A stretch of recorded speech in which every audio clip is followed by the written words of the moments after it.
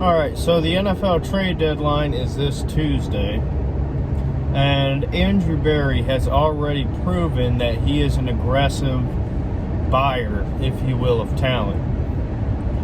Spend the money to go out and get Austin Hooper, Jack Conklin, even a backup in Case Keenum.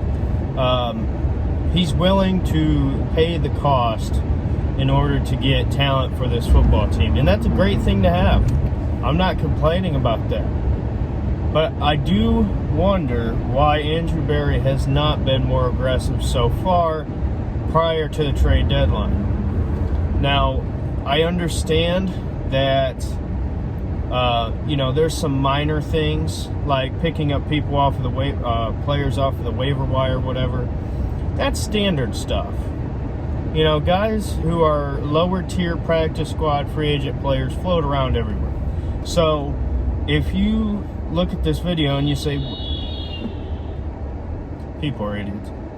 If you look at this video and say, hey, he is making moves. Look, he signed this guy off of the practice squad or signed that guy from that team. I'm talking about trades, big time player trades. You've already seen him pass up or at least not capitalize on certain players, such as Yannick Ngakoue gets traded from Minnesota to Baltimore for a conditional third and a fifth, I believe. So in other words, if the Ravens don't re-sign him and they let him walk, I believe that means they're going to get their third. So when it's all said and done, the Ravens could have got Yannick Ngakoue for the rest of the season for a fifth-round pick. So the Browns have put, and there's a deer, move. The Browns have put Olivier Vernon on the trade block for whatever that's worth. They're listening to offers on David Njoku, which is not surprising.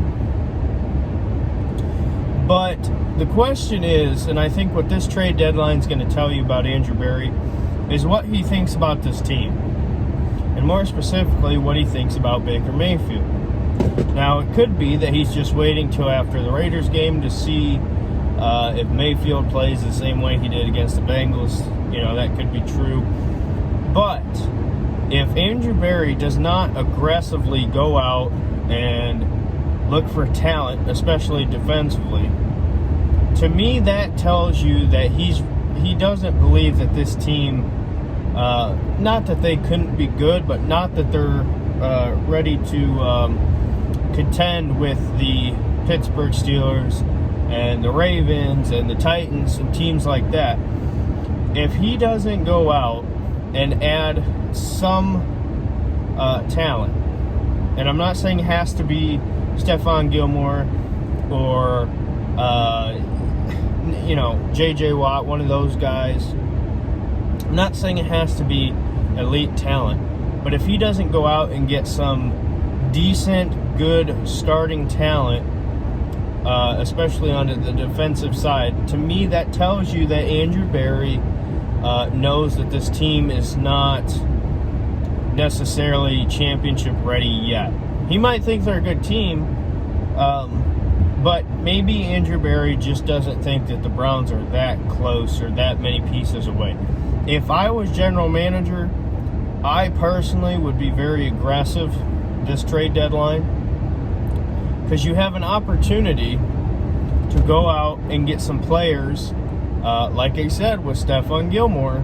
Those are the elite talents of the NFL that don't come available that often. So, for instance, the Vikings, if they're looking to trade Anthony Harris, the Browns were interested before the season, and the deal never got done because I believe they were asking too much or whatever.